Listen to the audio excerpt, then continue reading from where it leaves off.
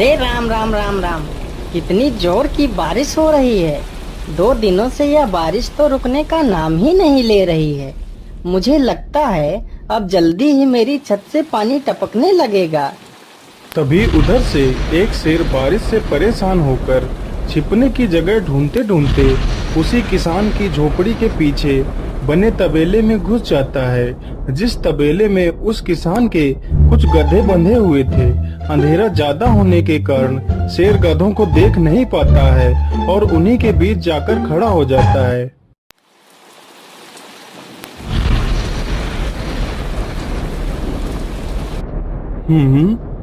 यहाँ से तो किसी मनुष्य की आवाज आ रही है।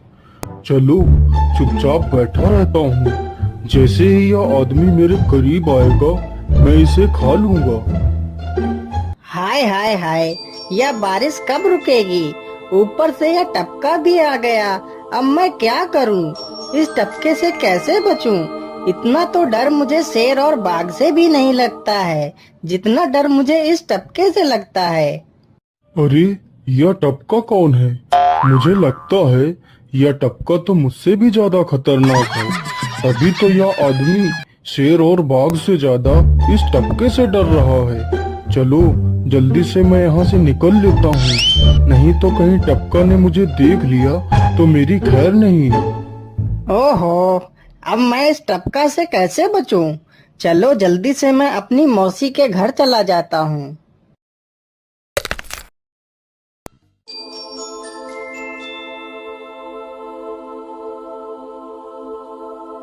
अरे चल चल गधे की औलाद, यहाँ पर छिपा हुआ बैठा है। अरे चल जल्दी। अरे ये क्या, जिसका डर था वही हुआ। यह टपका तो मुझ पर हावी हो गया।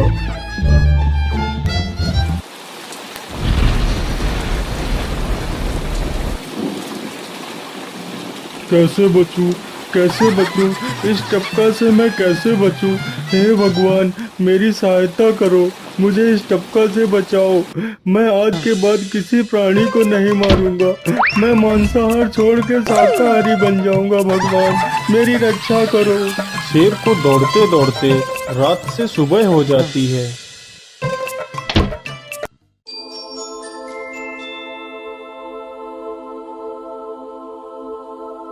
अरे देखो देखो, यह तो शेर की सवारी कर रहा है।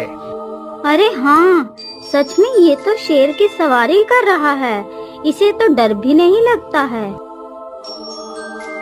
अरे उधर तो देखो जरा, यह आदमी कितना बहादुर है। यह आदमी शेर की सवारी कर रहा है। जिस शेर को देखकर हमारी धोती आगे से गीली और पीछे से पीली हो जाती है, यह तो उसकी सवारी कर रहा है।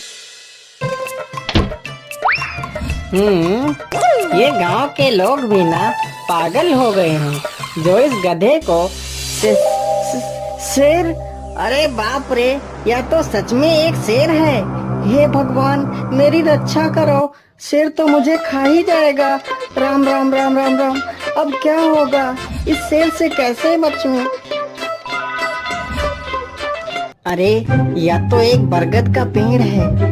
यही अच्छा मौका है, जल्दी से इस बरगद की जड़ पकड़कर ऊपर चढ़ जाता हूँ।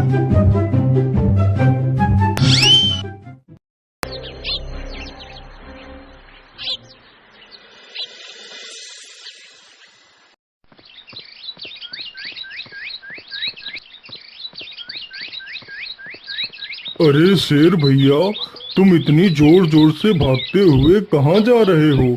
आप तो बहुत डरे हुए लग रहे हो। आप तो जंगल के राजा हो, आपको किसका भय है? टपका, वो टपका मेरी जान के पीछे पड़ा है। अरे शेर भैया जरा मुझे बताओ, वो टपका है कहाँ? अरे भालू भैया, वो टपका मेरी पीठ से उतरकर उस बरगद के पेड़ पर चढ़ गया है। उसने मुझे रात भर खूब दौड़ाया है। वो तो भगवान का शुक्र है कि मैं जिंदा बच गया।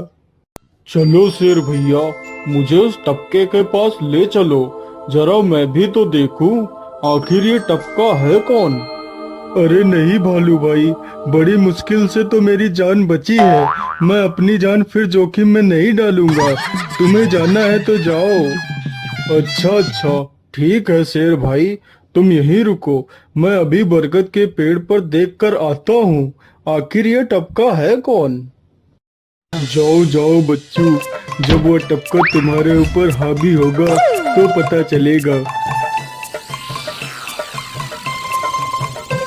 अरे कहाँ है यह टपका जिसने राजा जी की हवा टाइट कर दी?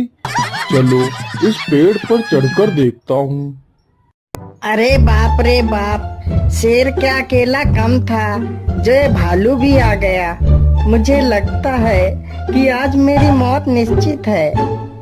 भालू पेड़ पर उल्टा होकर चढ़ने लगता है, तभी किसान और तेज से कांपने लगता है। कांपने की वजह से किसान के हाथ से छड़ी छूट जाती है और उल्टा होकर चढ़ रहे भालू के पिछवाड़े पर जा लगती है। भालू धड़ाम से जमीन पर गिरता है।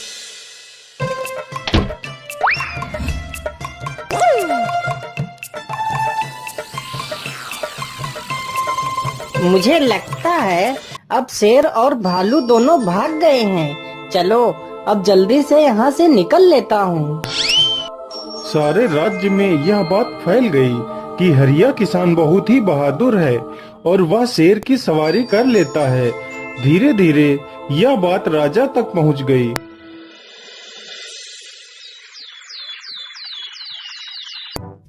महाराज, क्यों न हम पड़ोस के गांव से हरिया किसान को बुलवा लेते हैं। वह बहुत ही बहादुर है। उसके बहादुरी के चर्चे तो पूरे राज्य में हैं। मुझे पूरा विश्वास है वह इस काम को जरूर कर सकता है। वह इस दुष्ट शेर को जरूर पकड़ लेगा। सैनिकों, हरिया किसान को आदर पूर्वक हमारे दरबार में पेश किया जाए। महाराज, आपने हमें याद किया। बताइए क्या बात है। मालिक, हमसे कोई भूल हो गई क्या मालिक? नहीं नहीं हरिया, तुमसे कोई गलती नहीं हुई है। यह कुछ लोग पड़ोस के गांव से आए हैं। इनका कहना है कि इनके गांव में कोई दुष्ट शेर आ गया है जो इनके पशुओं को उठाकर ले जाता है और उन्हें मारकर खा जाता है। हमने तुम्हारी बहादुरी के बहुत सारे किस्से सुने हैं। तुम बहुत ही बहादुर हो, इसलिए मैं तुम्हें उस शेर को पकड़ने की ये जिम्मेदारी सौंपता हूँ। अरे बाप रे बाप, उस बार तो मैं शेर के हाथों बच गया था, लेकिन इस बार मैं नहीं बचूंगा। अगर मैंने महाराज को सच सच बता दिया तो झूठ बोलने के जुर्म में मुझे फांसी पर ही चढ़ा देंगे।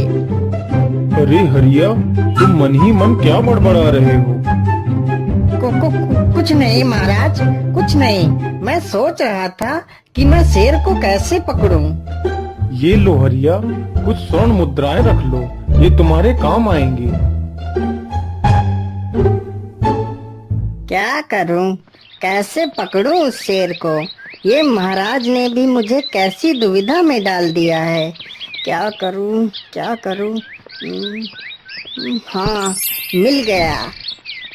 फिर हरिया बाजार से एक रस्सी और एक जाल तथा एक बकरी खरीद कर लाता है। चलो जल्दी से, मैं यहाँ पर एक गड्ढा खोद देता हूँ।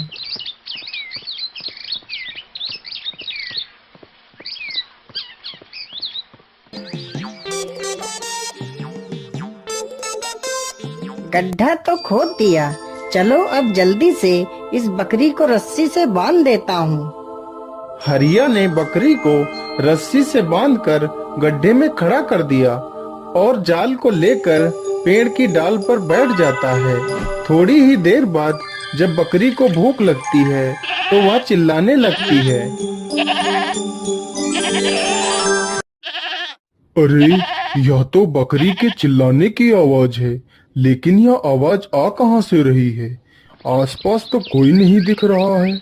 मुझे लगता है यह आवाज उस पेड़ के पास से आ रही है। चलो चलकर देखता हूँ।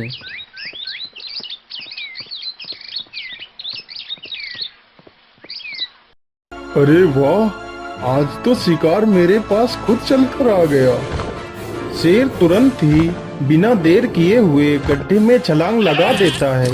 तभी किसान तुरंत ही बकरी को ऊपर खींच लेता है और जाल को गड्ढे के ऊपर गिरा देता है। शेर गड्ढे में ही फंस जाता है।